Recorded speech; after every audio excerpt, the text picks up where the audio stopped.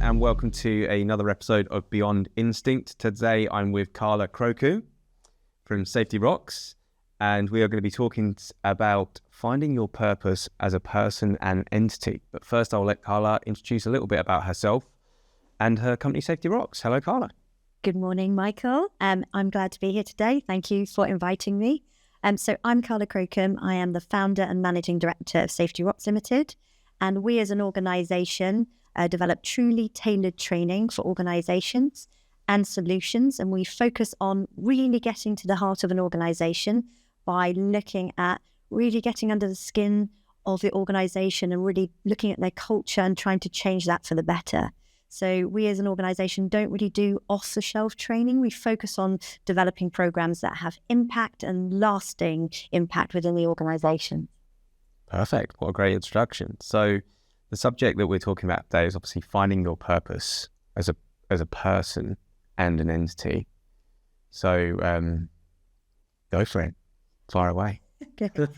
It's an interesting kind of topic, I think, for us to pick because it isn't really anything traditionally to do with what we do as business owners. But in the same token, I really do believe that they're inexplicably linked. Without any shadow of a doubt, who you are and the business that you create definitely is linked. And they're linked by the fact that often when we start organizations, we have to ask ourselves what the motivation is for starting those organizations. You know, why do we do it in the first place? And often that's to do with what we are as people. Yeah. I mean, I guess I don't think you ask yourself that until like maybe 5 years of having the business, maybe. I don't know. It depends on who you are. Yeah. Because many times when we have conversations with people, they'll ask you, and even when I first started, I had a lot of people who asked me the question, why did you start the business in the first place? What were your motivations? What are your reasons? And that's got to be linked to who you are as a person, because we spend a lot of our time as an organisation talking about risk. Yeah. We're always conversing about what is risk, how do we manage it? And actually starting a business is risky. So when you're looking at your own purpose and then you're looking at business purpose, those two things are linked to who you are as a person. So when people are talking about, why you start the business, that finding your purpose as an individual is linked to the business that you create, I think. Yeah, I think that's a really good point. I think for myself, maybe I didn't get that question asked because I bought a business. Yes. So no one said, why did you start it? Because I didn't. Now I've started one, which is fine. But yeah, I haven't had a huge amount of people ask me that question, but you're right. I think for me, it was probably, I didn't reflect until maybe 5 years in because I need to get this business working. So it's a bit like the head down, you're off, you're running because you bought it. There is that energy and the, we used the word earlier, like panovation, that panic and motivation to make sure it's successful because actually you've invested money in it. Yeah. And then I think it transferred to, okay, why are we running it still? Yeah. Because I think that there's a point of like, let's get it working, and it could have just stayed where it was. Or as we were talking earlier, like, where do I want it to go? Or where is it going? Which is then linked more to the purpose, I guess. Yes. So what would you say are you aware of your purpose now? It's an interesting one because I think it's different to what it was in the beginning. Okay. So I think I felt like a bit of a fraud originally because the reason I started the business, and I still giggle about this, is because I almost wanted a bit of a rest. Right. So that sounds kind of an odd motivation for starting a business. I always say to people, I wanted to work 4 days a month and get my hair and my nails done. Yeah, I've heard you say that. Yeah, and I always tell people that. And actually, if I think about the primary motivation for starting an organisation, that was genuinely it. Oh, wow. And so when you think about purpose, there's that part. The other part of me, and I was very much split 50-50, I think, was the fact that I worked for an organisation previously where I believed that they had all of this potential that was unrealised. Right. And as a person, I want things to be brilliant and excellent. And where I was working, I couldn't realise my potential. Yeah. And I couldn't push against a system that didn't allow me to realize that potential. And I think when you create a business, you have nobody telling you what to do initially. Obviously, after a period of time, you have your clients who will do that, and your partners and all those kind of things, and your teams. But initially, it's quite freeing. It's liberating starting a business. So I think that's interesting, actually, because if you actually look at the reason why I went into business, same reason. Really? Even though I didn't start. So I was getting really frustrated at where I worked. The company was fine. There was nothing wrong with the company. But I being a mechanic, and I kind of wanted to start running things. It's quite a hard transition to move from a mechanic to like management in that industry. It's just the way it always was. And because I was getting so frustrated, that's why I just went, right, I'm just going to do something else. And then I was going to start my own company and ask my dad to be a guarantor. And then he was like, well, I've got this company that's not doing much. Why don't you just take over this? And I was like, yeah, right.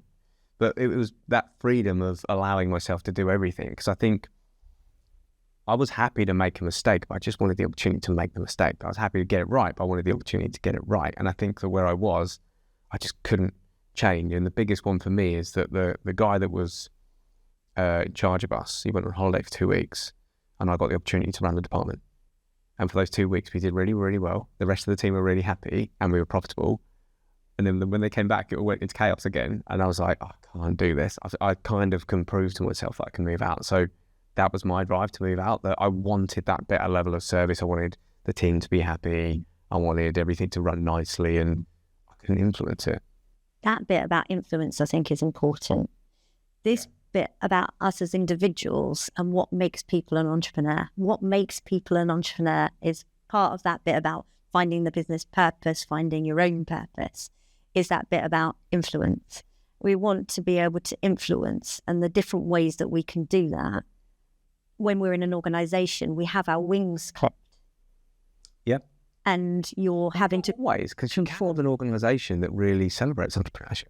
So there's a lot of organisations now that want entrepreneurial thinking people. That is true, but the modern world is very different to what it would have been like when we both started. Yeah. So now, I mean, young people, they get to 30 and they have like maybe 2 or 3 businesses under their belts. Mm. And I say young people because we are still young in mentality, but in reality, the different kind of generational opportunities, they're different to when we were in our 20s. Yeah. And the barrier to start now is much lower. It is, whereas actually for us, it was a risk. Yeah. I think you needed, I mean, if you go back one more generation before me, a lot of things were still bricks and mortar. Absolutely. The risk was even higher. Yeah. So now you can sort of float an idea with digital assets, which have cost £1,000 maybe. Absolutely. Before it might have been a 80 grand unit that you have to buy before you can even do anything or something maybe. Crumbs. Absolutely. I was just thinking about the days of my parents running an organisation and what the structure and the overheads were for running that organisation compared to what the structure and overheads that we need in order to be able to run a business. I think they're unbelievably different with the introduction of technology, and especially as if we're of that mindset where we embrace it, which we do. We embrace it. Some because, Someday. You and I do, we do, don't we? Because A, we're self-aware. B, we're aware of the potential. We're also aware of the limitations and all the rest of it. It's a connectome of decision-making processes. But what we can do with limited resources is so different to our parents' generation of running an organisation. That's a question for you, Michael. When people's parents run an organisation, does that automatically mean that the children want to do the same thing as well?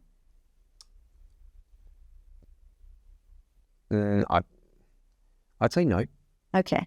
So I didn't want to run an organisation because my dad ran an organisation. So actually, if I look at my family as a whole, my granddad ran his own farm. Yeah. And he hired out plant. My other granddad, we're in a local Cambridge. He owned like the Dolphin Hotel in St Ives and the wine shop in St Ives. Wadsworth was him. So they had their own stuff.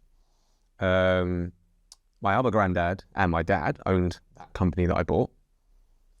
So wherever I look, people have owned a business. So I think when you say it was a big risk, one of the things I was sitting here thinking of like, didn't even see the risk. I just was confident it worked, even though I didn't really know what I was going to do or how I was going to run it. I didn't actually really massively see a risk. No. Even though the fact I bought the company, there's an argument that the risk could have even been higher because the cost of buying it would have probably been more than the cost of starting it. Yes. But it did already have customers paying for the basics. So, there was some sort of support there already, I guess. I didn't see the risk, but I think that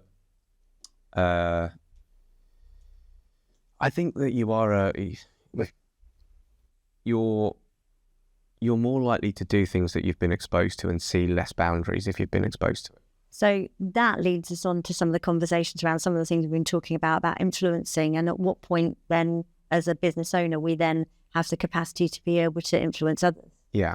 In the sense that you can't be what you can't see. And when you have been on that journey, even if you don't see it as risky, there is risk associated. Oh, massively. There was loads of times where I was very aware that there was risk, but I think when I went into it, I was just like, this can't be that hard. And that I'm sure I thought the same. And it was like I had 7 days work when I first started. That's what I had. And there was no backup plan. It was like, oh, you know what, if this doesn't work, I'll just go back and get a job. I'm perfectly capable professional. I'll just go and get a job.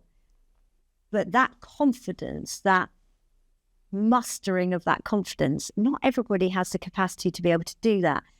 And so there's this bit where at some point you want to kind of give back, and you kind of want to show people that wherever they come from and whatever they do, there is that capacity for them to be able to,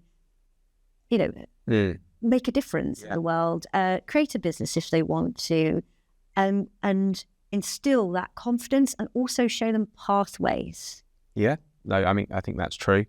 A really good example of that is I bought another business that I bolted onto the original business, and then now all called Motion. Yeah.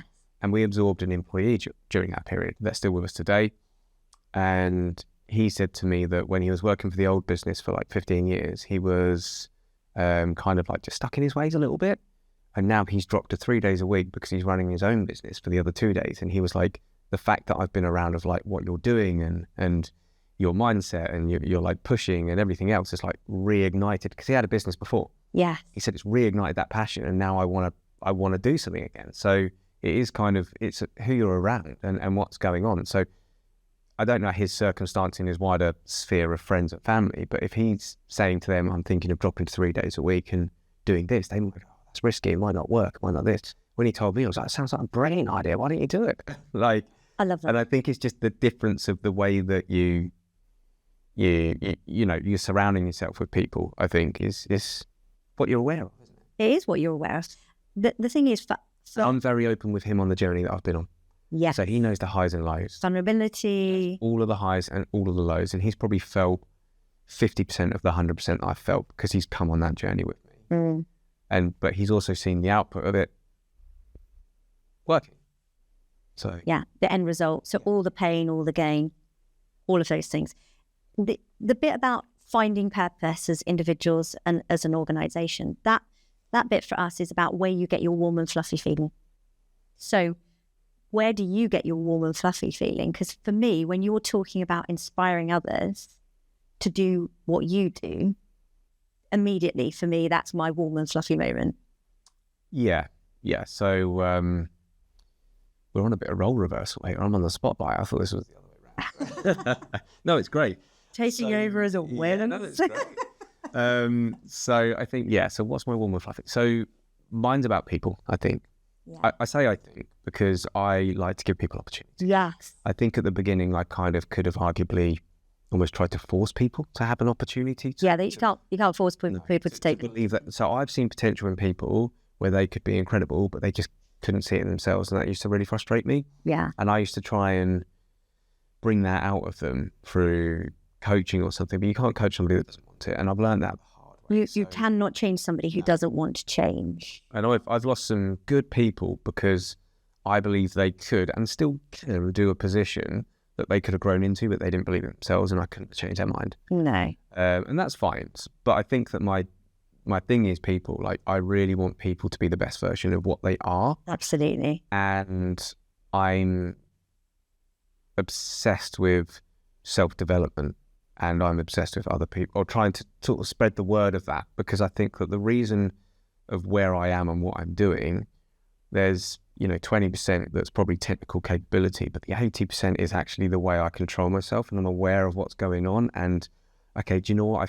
Something's happened, but today I'm not feeling 100% in the right space. So if I go and deal with that, then it's going to be a negative conversation, where it needs to be a positive conversation. So what I'll do is I'll wait until there's a day I'm feeling really good, and then we'll approach it. So it's like mastering yourself. That makes sense. And that leads on to the conversation about self-awareness. We were talking about self-awareness earlier. And I think fundamentally, when I was 19, 20, I assumed everybody was the same as me. Yeah, I've had that.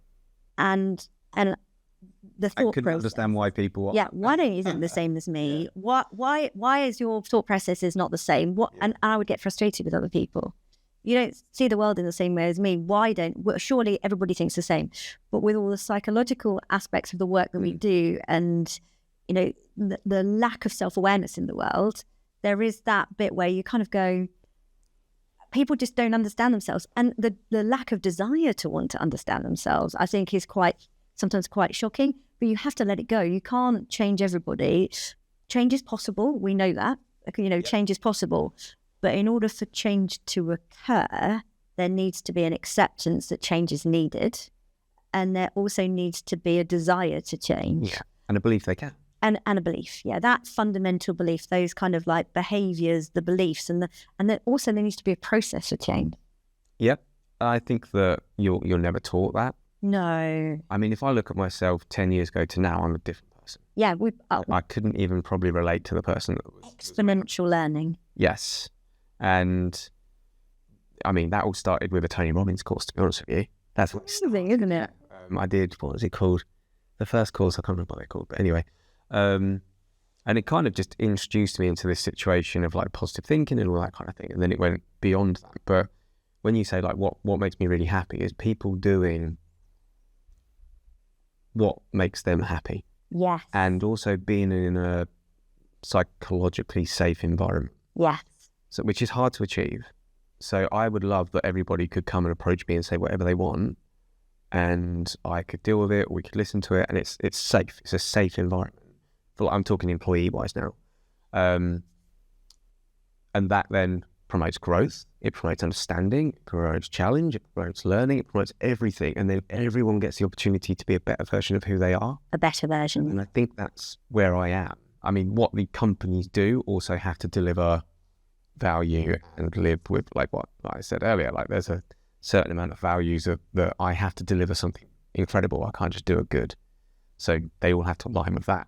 And that's where you and I share so much in terms of the purpose-driven process of the organisation. What that was an extension. It's an extension of oneself.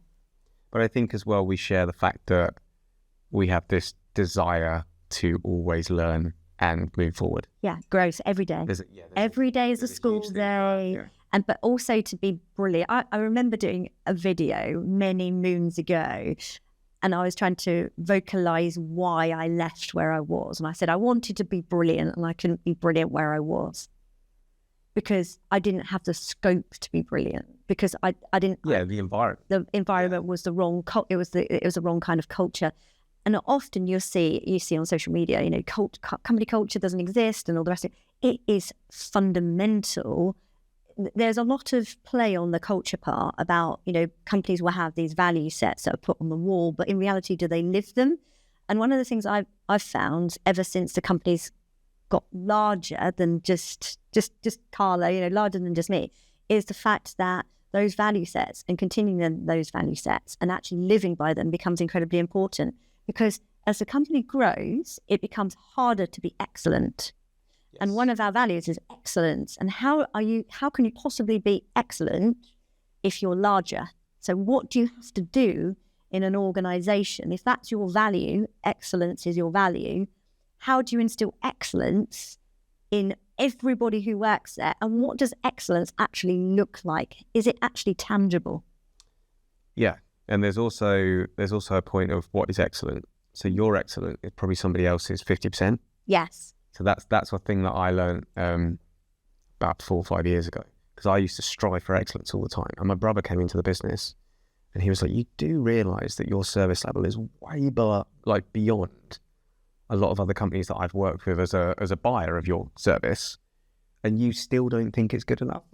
Yeah, that's mad. And I'm like, okay, fine. So I had to accept that, excellence it's a never-ending achievement, isn't it, really? Because you can always get better. So you have to kind of be okay with, this is great, is probably a good word that I'd use. So we're doing great service that people will want to come back for us and speak to us, or whatever it is we're doing in whatever area. And then that great just evolves better and better and better. It does. It doesn't sit. So great can turn to not good if you just leave it. So, the evolution of all sorts of different things. So if you were running a horse and carriage service and a car came in, you might be great at horse and carriage, but if you left it and never evolved it, you're going to be pretty slow and rubbish at that transport service when a car comes in. So the great just has to keep evolving. Yeah, the evolution of an organisation is part of this, the striving for excellence. And the great, as it were. It is an interesting thought process, because subconsciously, as we're talking, obviously these things come out. And one of the things I remember doing at the beginning of the business, I used to want to have everything that was perfect. Yeah, same. And I remember buying 50 very lovely folders in the brand colours and all the rest of it, and actually physically polishing them with Pledge before they went out. Nice.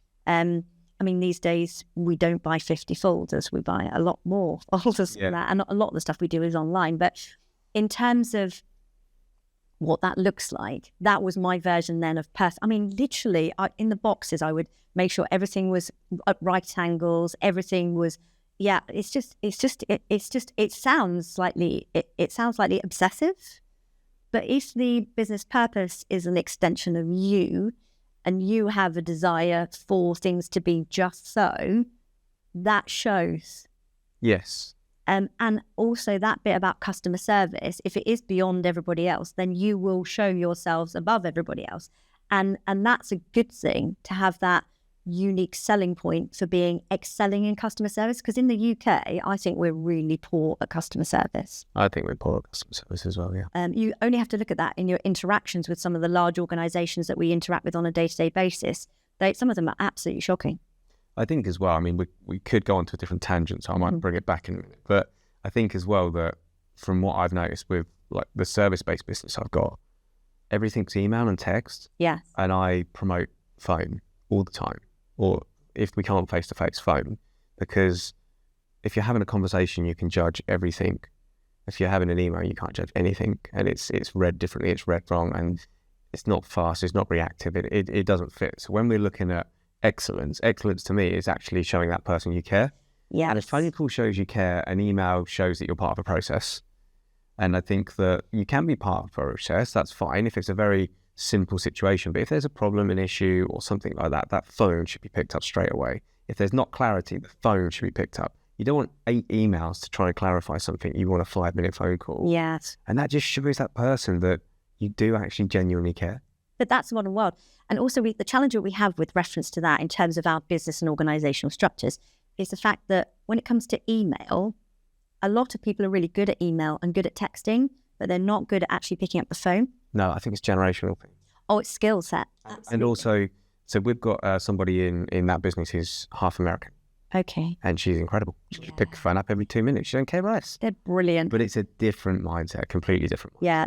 The people and the interactions. I've got many friends who are American by birth, and the interactions that they have with people and the way they deal with people is often far more kind of vivacious and accommodating than we are. We're kind of pretty dismissive. Sometimes I wonder when I send a complaint about something, whether or not, who's at the end of it. Is it actually a robot or is it a real human? Yeah. So that's quite an interesting thing. But what a way to feel undervalued when you send an email complaint and they say, thank you very much for your complaint. We will deal with you in the next 3 to 7 days.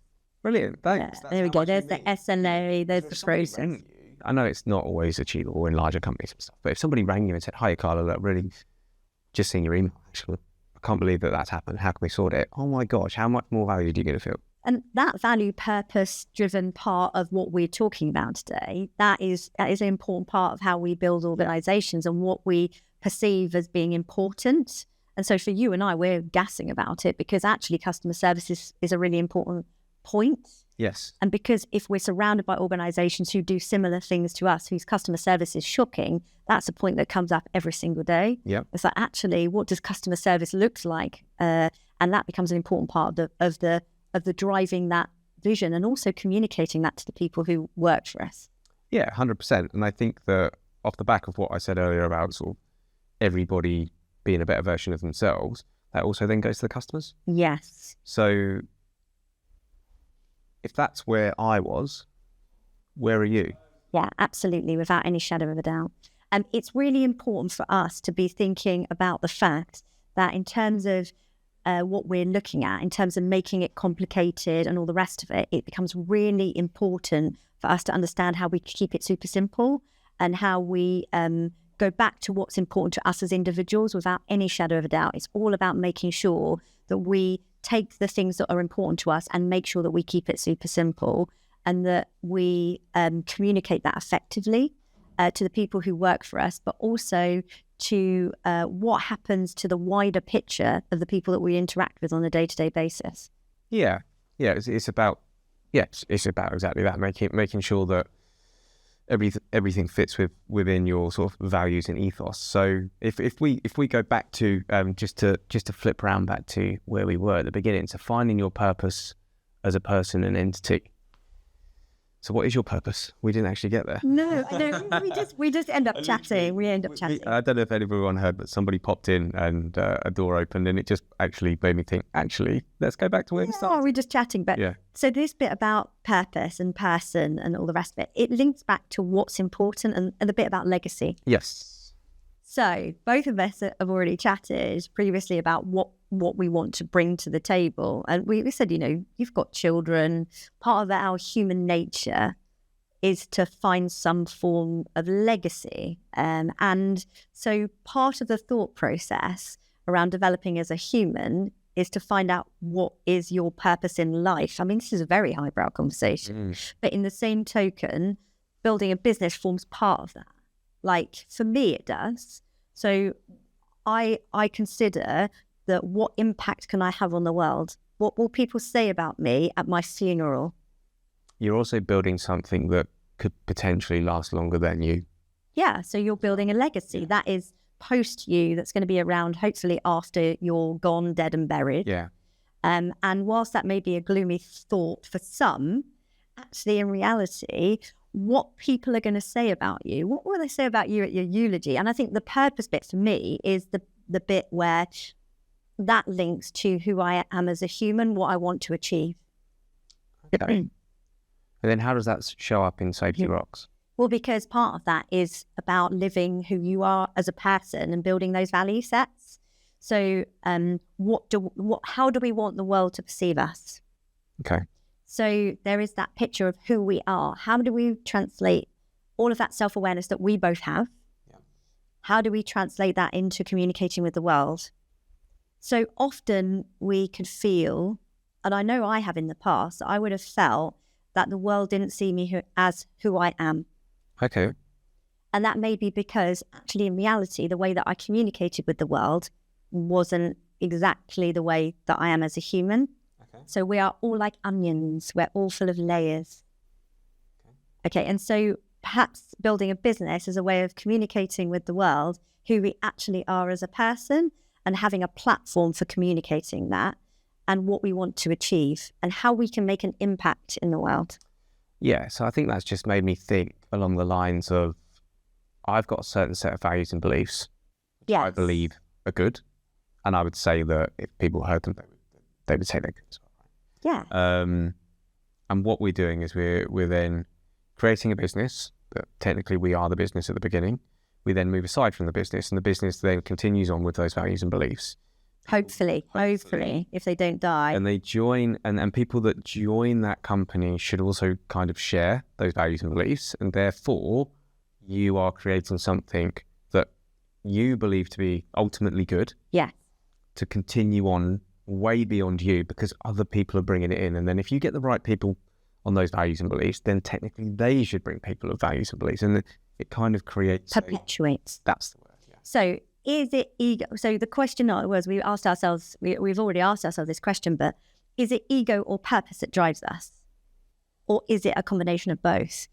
It's an interesting one when we think about running a business, because prior to COVID happening, for me, I was quite happy running around, doing a bit of training face-to-face, and I wasn't promoting myself on social media. I wasn't really interested, any of those kind of things. When COVID hit, there was that moment of panic and motivation that was combined, etc., that really drove that I have to show people what I do. I have to show people what we do as an organization. I have to show these things so that we can maintain the organization. It was a display or lose what you have. So that panovation part, that combination of panic and motivation, which kind of drives you forward.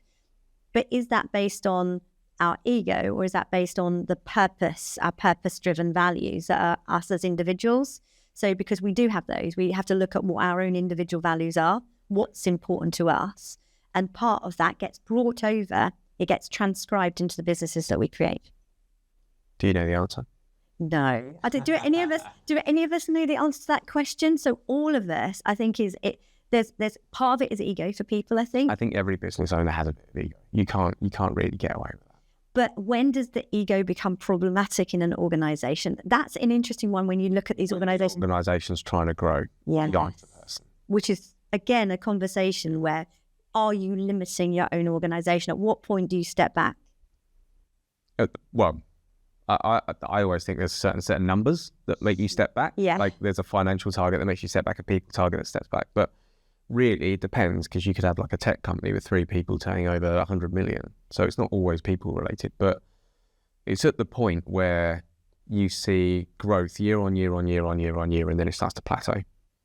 And at the plateau point, I think that's where you step aside, because either your ego or your control or something along those lines is stunting that business. Because if it can grow and grow and grow and grow and grow, then it stops. And let's take in, let's make it really simple. There's no market influence, so the market's the same. Yes.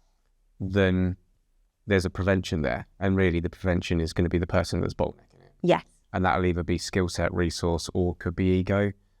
Could be control. So when we were talking about excellence earlier, a lot of the thing I see is an owner-operator will stay on top because they want ultimate control and they want everything to be 150% and all that kind of stuff. Yes. And you just said, how do you keep that quality high? And I said, you have to keep it good versus excellent. Yeah. Isn't that interesting? You're never going to get 20 of you polishing folders before it goes out. So do we get cynical about values as we grow larger? And does the leadership team get cynical about the values? Do the staff get cynical about the values? It's an interesting question, because that control... Depends how they're created. Yes. And it depends who believes them and truly believes them. Do you think that... So this is the bit I always think is, how much are the people who are involved in the business, how much are they involved in creating the value set? And do we move those values as we grow as an organisation? Do we change, adapt? Yes. So my answer and my experience is yes. So when we are moving, so let's take Motion, for example. So Motion is moving to a leadership team with Michael Russell. Yeah. And I've got set beliefs and values, but there is the leadership team and myself in that room creating and discussing the values to make sure it fits the company to move forward. So they buy in, and they're in, and they're their values as well. So it will be a hybrid of everybody's. It's still going to have to be really strongly towards me, but at the same time, I wouldn't have employed people that didn't believe my values. So they're going to be along the same lines. They might be tweaked a little bit. There's alignment. There'll be a certain amount there. Otherwise, if Marcus had totally different values to me, there's no way we would be able to work together. No. It just wouldn't work. So he's got to have a certain amount of similarity anyway, but having them in the room and creating it, because it's more than me, it's more than Michael Russell now, it's Motion's values, they're not just mine. Yeah. They have to align with me, I have to believe in them. Yes. But it's not Michael's values. Otherwise it's stuck at Michael. It's stuck, yeah. And you heard this when you first started, where everybody wants to work with Carla. Yeah. So I've got some of my raving fan customers that love Michael. And no matter how much I put in place, I could probably get a board of directors, run a company of 100. I'll never be able to step away from those key clients that at the beginning I built a relationship with. And to be honest with you, I probably wouldn't want to. I really enjoy those key clients, and if they're listening, they know exactly who they are. Yes. But that's fine because it's manageable, but scalable it's not. I can't have everybody wanting to work with Michael Russell. I need everybody to want to work with Motion, because Motion itself is incredible. Yeah, because you're only one person. Only one person. You cannot physically clone yourself, although I'm sure in the modern world we can these days. Maybe. But there's things we can do. You can extend yourself with AI. You can increase your bandwidth. But yes, we know that that's true. But it's that bit about the organisation being beyond the individual. So there are some really common things in terms of the aligning you, purpose, organisation, and all of those kind of things. And one of them is about making sure that evolution is there. So there's that adaptation and the evolution of the organisation and also of ourselves. So I was about to say, what I'm hearing is shift of identity. Absolutely. We do shift identity, Crumps. We definitely do. Yeah. Without any shadow of a doubt, there is that bit where we're constantly moving and evolving. And the one commonality I think you see with successful businesses, and again, measures of success, we could talk all around what are our own measures of success, but successful businesses that continue. And I would say that success in terms of a business it's still there. It's still operating. It's still functioning. That's a successful business to a certain degree. Do you follow like Simon Sinek? Yeah. Okay, fine. That makes sense. So like I read The Infinite Game about 5 years ago. And up to that point, I used to think like all these business books and stuff I'm reading, and they're not sure we do business. No. And then I listened to that book and I was like, oh my gosh, this is my brain. Like I play everything for longevity. I don't play for short term. I never play for short term. It's like share dealing, the long game is I never play short term. I always play long term. It's really, really weird. Everything. So that recently I kind of signed an agreement with Motorsport UK and British Formula 4, and there's other things in the pipeline with reference to that. But some of those conversations and negotiations, they've taken nearly 18 months to conclude.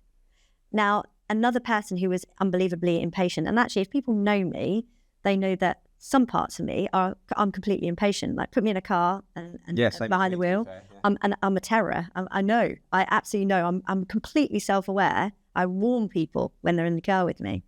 But when it comes to business, it's always the long game. It's always the broader picture. It's always looking 2 steps in the future and always, making sure that we look to the future of the organisation. Playing for longevity, again, fits into that who we are as individuals. Yeah. Because you could translate that into who we are as individuals. We're playing for longevity, even if we think about the fitness and the stuff and the health and all that kind of thing. We talked earlier, I still want to be able to lift my shopping when I'm 90. You do too, Depends how much shopping you buy, I guess. But yeah, you're right. Depends on whether or not you're getting time to do any shopping. It's also the thing about, it goes back to values though. Like, do you want to sacrifice all of your morals, beliefs and values for a quick pound? No. And that's the thing. Like we were saying earlier, right? It's a lot of we were saying earlier. That we have a certain set of values that a client needs to hit to work with us. And that's not because we want to not work with a load of other people, but like, I have certain friends. I have certain people that I'm not friends with. I'm not friends with. They're not bad people, but we don't share anything. So why would we work? And we do the same for work. And I think that the long game is making sure that you bring more people in, that understand the values, they understand the ethos, they want to work with you for the greater good or whatever it might be, and they just continue on with you versus just winning a contract today that earns you a load of money, but actually it's a nightmare. They don't like you, you don't like them, everything's hard work, then you regret it, then it normally probably ends up losing money, you lose a contract anyway, then you have to go and find another one. Absolutely not fun. And that fit thing, so for us, our values are fun, integrity, timely, mindful and excellence. And the fit bit, the fun, integrity and mindful is hugely important. So I like having fun. I'm not remotely a boring individual. I've skipped from one thing to another. I love loads of different things and probably lots of things that people don't even realise. But in the same token, when I come to work, I want to enjoy the work that I do. Yeah. and I want everybody around me to enjoy the work that they do. So if somebody is dull and they're boring, I don't really want them around me. They're going to suck the life force out of me. So I don't want those kind of people around me, because they have an influence over a period of time. What you want is people who have got motivation and fun and are lively and all of those kind of bits and pieces. And that's important in the business.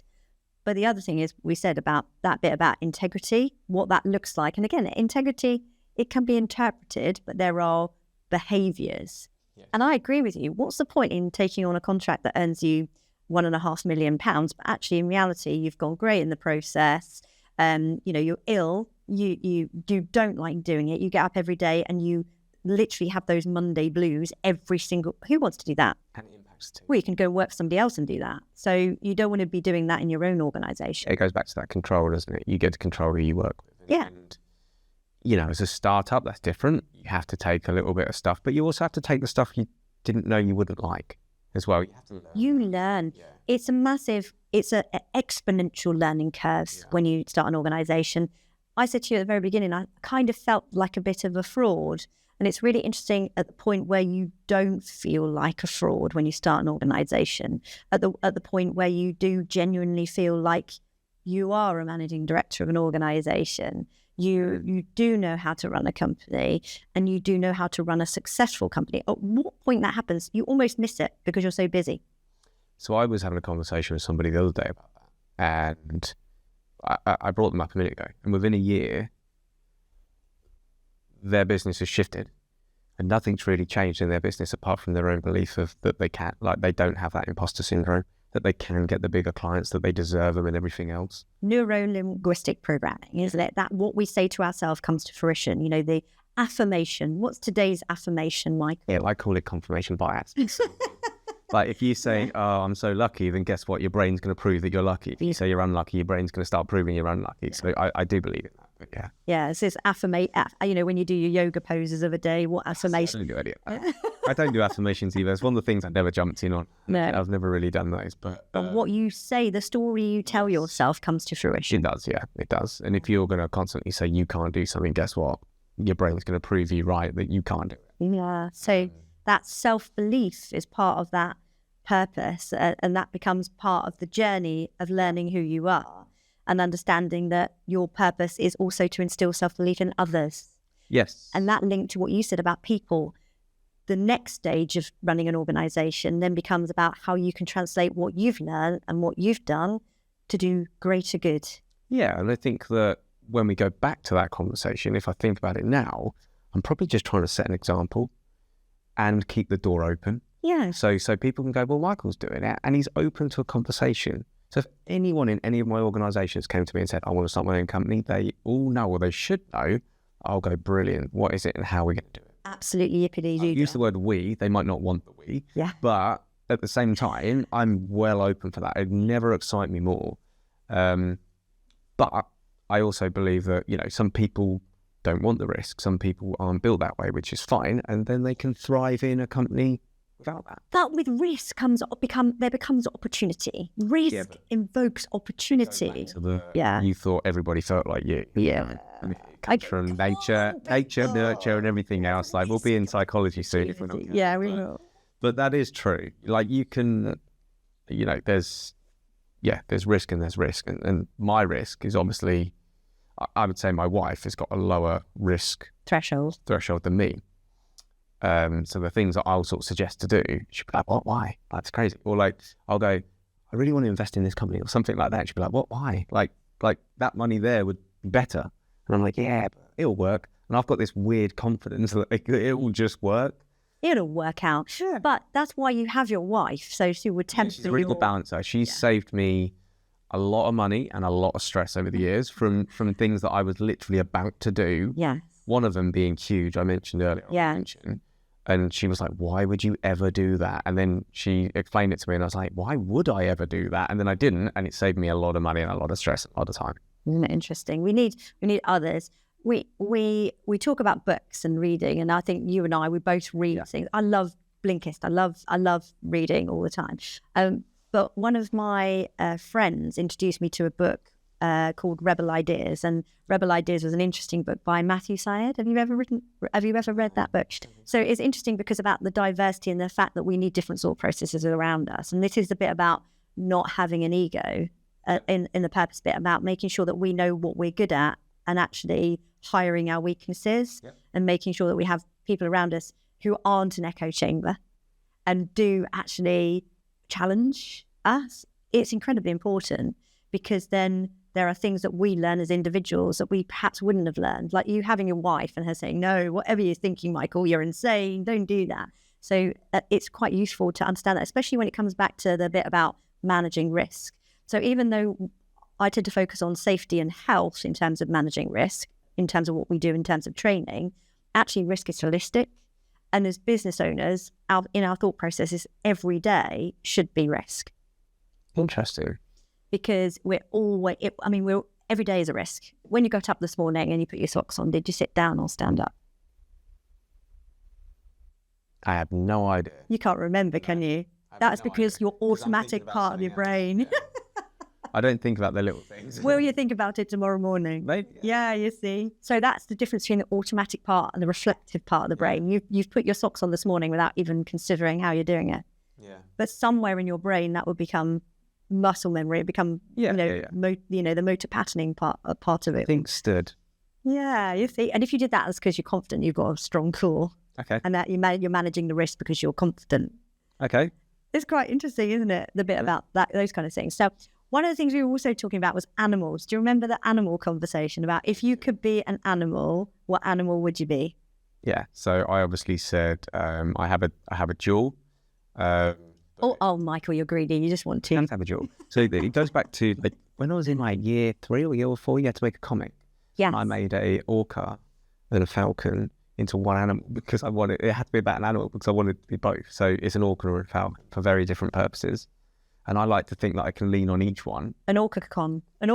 Yeah, so I think I called it something like that. But yeah, so like orca basically because they're the apex predator in any environment they ever go into. And it's not because they're aggressive or mean or dominant. It's the fact that they communicate incredibly well. They've got 17 levels of emotional intelligence. So they feel a lot and they work together as a pod. And I think that's awesome. So it's like a team of awesomeness, like a team of Spartans, if you like. And then the falcon, because it literally hovers and you can hardly even see it moving. It's focusing on exactly what it wants. And then suddenly within a split second, it's gone and it's got it. And then it's back to the hover again.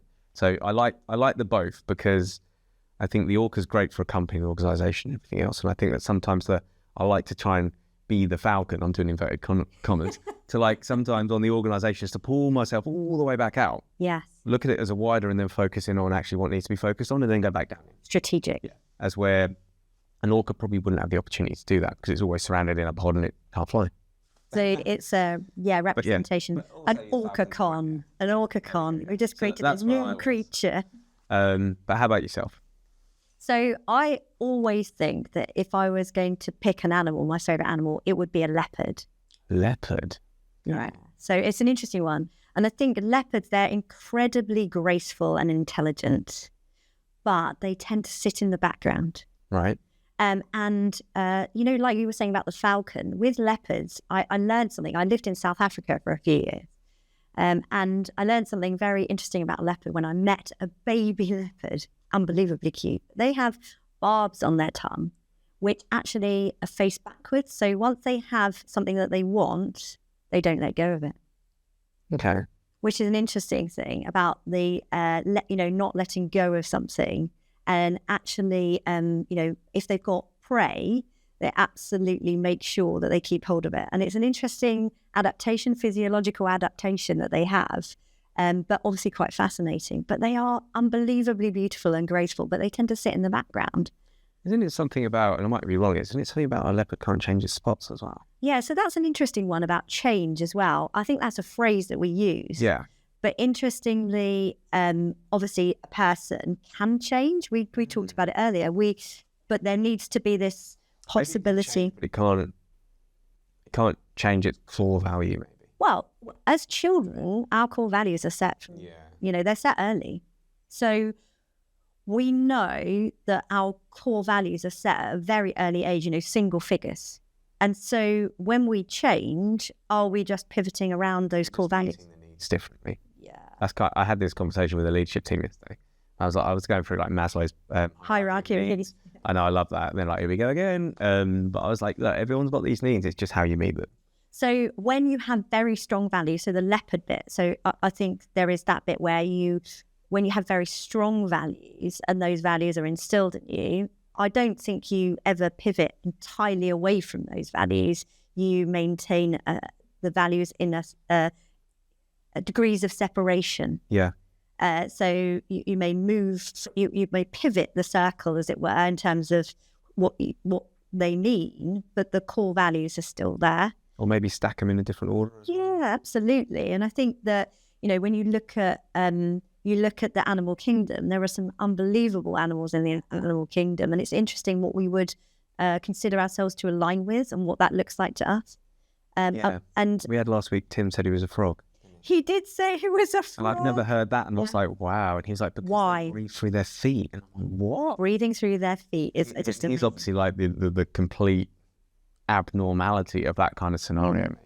And he was also like, they can do loads of different things and stuff, but I've never heard frog. Most people go for like some sort of prey animal, don't they? Yeah. Or dolphin. Dolphin's really common. Dolphins, because they're intelligent, and they... So leopards are calculating. And I think what's interesting, and if we talk about, we do talk about quite a lot when we talk about the kind of activities that we're doing to support young people in the workplace. So we're talking about encouraging more females into motorsport and also more females into doing the job that I love. Yeah. This job here.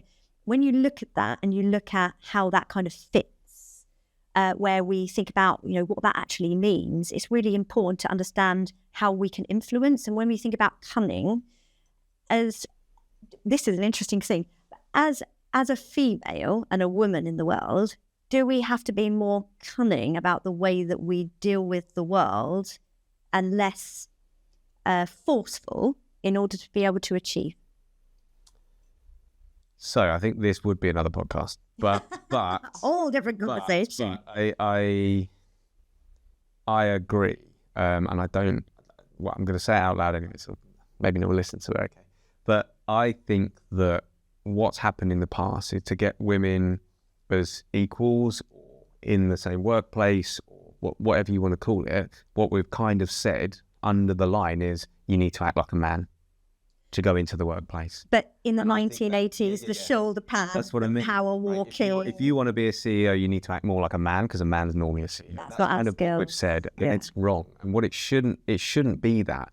It should be utilising the skills that we have to achieve what we want. Correct. And men and women technically 80-20, so 20% will be different, but 80 is a norm. They have different skill sets. Yes. And it's about identifying those skill sets and actually using them to your advantage. But I think that what's happened over the last, I'm not massive into this, so it's only a thought, but over the last 50 years, maybe 60 years, what I've seen is where we're creating equal opportunities and women are getting more voices and everything. And I believe in all of that. There's kind of an undertone of, to do that, you need to act more masculine and stronger. I believe, and I counter that completely. And I think the skills that we have as women, so we have lots of conversations around the fact that I'm in a very male-dominated industry. And actually my entire career, I have all the weird and wonderful journeys. Motorsport's hugely male. Yeah. Even now, isn't it? There's still not a female. There's definitely, but like literally, there is this bit where there are a lot of females in the sport. They tend to be not very, you don't... Back of house kind of engineers. But there are more and more females in the sport. Yeah. But traditionally, a very male-dominated industry. But this bit about the 1980s view, shoulder pads, you have to act like a man to succeed. I think we all missed a massive trick. Because ultimately we all have skills, and some of those skills are, they're embedded into our genetics. Yes, yeah.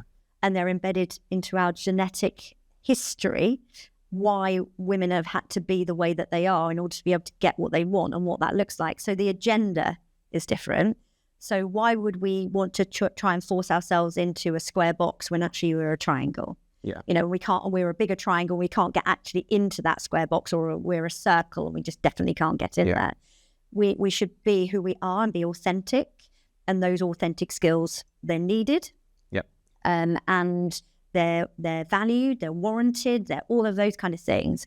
And so how can we encourage people to be what they are and be their authentic selves? I think we're getting there in the working world now. I think especially. But I think sometimes it feels like somebody literally sat there and went, okay, so we've got to make women equal. Okay, fine, we'll just tell them to do what men do and then they can have the same job. Yeah. And that kind of almost feels like that's as much as effort went into it. So if we want to be on a board, do we need to shout at people? Yeah, that's kind of like, you want to be on the board, you need to be aggressive, and you need to be going, I want this and I want that. And if you want to be a CEO, you've got to be really demanding. And I think people like Stephen Bartlett's a good example of this, of like, he's not your traditional masculine dominating CEO. He's quite feminine energy. He does have feminine energy. So he's quite a good bridge. And I think that shows that you can be in these environments and you don't have to be dominant. You don't have to be going, get that done and all this sort of stuff. And I think that more and more of this is coming out, and the collaboration between, masculine and feminine, whether it's male or female, doesn't really matter where it comes from. The energy. Just the energy is a really good combination. Yeah. But yeah, we're like I said, we'll end up on a whole different podcast if we're not too careful. It does come back to that bit about the purpose bit, about showing. So I think I was asked at the weekend, so I was at Silverstone at the weekend, and somebody asked me, what's your association? Why did you want to be part of, British Formula 4? And it's that bit. It's that bit about, showing people what they can be and all of those kind of aspects, and making sure that we basically encourage more people into the profession. And also our profession, safety, let's face it, has that kind of reputation for being really dull and boring. And the people who do it are very often seen and they're perceived as being people who tell people that they can't do things. Yeah. But actually what we want to do is create more enablers. We want people who understand what risk is and for them to make choices. So even when we are in organizations, we know that we get to choose how much risk we're willing to take. Yep. And even when you look at the legal framework that we have in the UK, people think it's very prescriptive, but it is not. We still get to choose what risk we take. Yeah. I think it's a really good way of putting it. And we had Pip that I've spoken to you about recently on one previously. She's in HR and she was similar to that. She was like, look, the rules are black and white, but like people are people, and you should be able to be flexible and be able to choose your own decisions within that arena. As where, like, if you signed up for a big HR consultancy, they'd go, this is wrong and this is right. But like with yourself, you're like more boutique. So you're going, well, this is what it says, but this is how we manage it. And that makes more sense. It does. Versus going, you need to shut all of that down because of one thing. You're like, well, hang on a minute. It's a 1 in a million % risk. Can we just manage it? Is that kind of what you're saying? Primarily about understanding it. So in the UK, the law is like really, it isn't clear. It is very much based on the principle as far as reasonably practicable. And what that actually looks like is us choosing to a certain degree. There's a choice that we can make when we're running an organisation. It's the bit about clarifying what risk actually is within an organisation and what risk you're prepared to take to run a commercial activity. Yeah. So the risk is holistic. We may be talking about safety and health, but actually when we're conversing, we're actually talking about the wider picture of risk in general. And in order to start a business, we need to take some risk.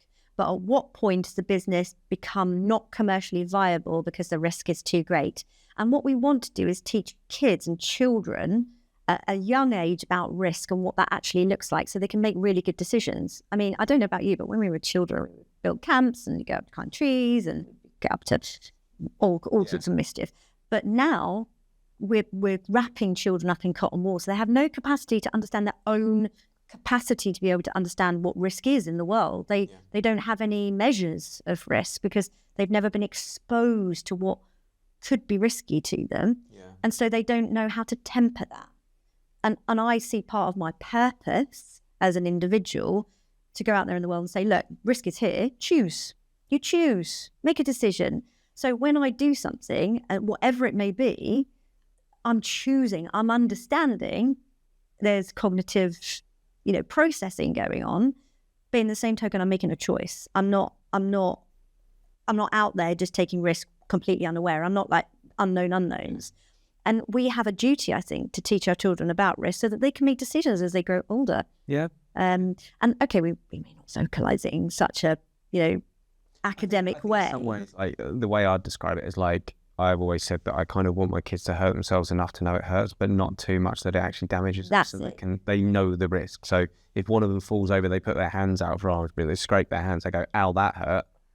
They know there's a risk there now with running. So they're going to be more thoughtful about how they run or where they run. The body remembers, and they have to have the fall. Otherwise, they don't know the risk. That's the problem. That's it. And that's what we mean about tempering the risk and about communicating that in a way that they will get, so that they can, it literally opens the neurons in their brain so they can make those decisions. And actually a lot of that will happen automatically. They won't be realizing that that's happening, but it's the data set. It's like we're a computer, we're putting in the data set. How many times, I had a car accident when I was 22 where somebody hit me on the M25, and literally it was a really serious accident. My body, my brain remembers that. And so whenever I'm driving, I will always look at how close somebody is behind me, and those kind of conversations that we have, we know that our brain's always processing information. This is why when people get older, they often go to one or two ways. They either go really risky because they've never experienced risk, so they think, woohoo, I'm going to live forever. Or they go completely the other way and they're afraid of everything because they've seen all this stuff happen, and they've seen fatalities, and they've had, all of those kind of things. And so there's that bit about how can we teach young people in a world that makes them sit in their bedrooms with a phone or a computer, how can we teach them about the wider world? There is no risk, really. Yeah, well, there is, but it's a different kind of risk to the risk we had. We'd fallen out of a tree. I remember when we were children, a group of my friends, we were building a camp and we disturbed a wasp's nest, for example. And I remember getting back to my friend's house and shaking out my T-shirt, and there's still a wasp or two in there. We absolutely got stung to pieces, but we never did that again. That's the classic learn the hard way. Learn the hard way. I think that's the same as business, and what you're doing is the same. So there's risk in business, but if you're working with a mentor or a team or a coach or whatever it is, they're trying to make you aware of that risk where you're running in blind because you've never fallen over before. Sometimes that's the thing. You're going, oh, well, let's just do it. But you're not aware of the risk. And that's exactly what you're saying, I think, about the wider audience of children understanding it. And then also, I would say beyond that when they do feel risk, that's kind of the fight, flight, fear they'll have. And then trying to understand those three things as well of actually, do you know what? I'm not doing anything because I'm scared of something, but I'm actually scared of it because I don't understand it. Yeah, so we're often fearful of things we don't understand. So risk is tangible, and it has nothing to do with the way we feel about it. It exists. Yeah. But our fear is often driven by lack of understanding. Yeah. So we can either choose to avoid risk, wrap ourselves in bubble wrap and cotton wool and just live a life of very boringness. So it's just going to be awful, terrible. Or we can say, I understand risk, I embrace it, and I might do a bit of chasing now and again, but that's what keeps me going. Or we can fear because of a lack of understanding, and that's ignorance. Ignorance is an interesting thing when it comes to risk because it affects our perception. So I don't know about the risk, I'm ignorant to it. So I'm fearful because I don't really understand all of the components. Yeah. But that curiosity, when it comes to risk, is important to getting to that point of understanding. And so what we often do when we're working with organisations is get them to understand what risk actually is. And once you know, well, you can make better decisions. And we know that our failures teach us more than ever than our successes. Our failures, the things that we've done wrong will teach us more than any success that we ever had. Yeah, definitely. I think that loads of people I've spoken to have always said the reason they're successful is they've failed loads of times. Yes. But it's the ability to adapt and change after they failed quickly. And also to get up, to metaphorically brush ourselves off and go, well, you know what, that happened. It's one of those things. I learned this, and this. I won't do that again. But what I will do is this, and this. And then that goes back again to really understanding, A, who you are as a person and how different you are to other people. And also then that individual and corporate purpose. Yeah. What is your business purpose? Yeah, perfect. So I think that wraps up quite nicely today. Thank you very much for coming on. Thank you, Michael. It's been an absolute pleasure. We just chat. I know. I think that we'll probably definitely have another one. Brilliant. Probably definitely doesn't sound very Probably, maybe. We'll just say yes. We'll say yes. I think we will. And I think it's a really good one about the women in the workplace. Yes. And also, I think risk. I mean, beyond health and safety, but just risk in general would be quite a good subject. Oh, I could talk to you about risk. I'm sure you could. And I think that I'm quite into like psychology and stuff, so I like the psychological side of risk and things. So yeah, lovely. All right, well, brilliant. Thank you very much again, and we'll see everybody else in a couple of weeks' time on the next episode. Thank you.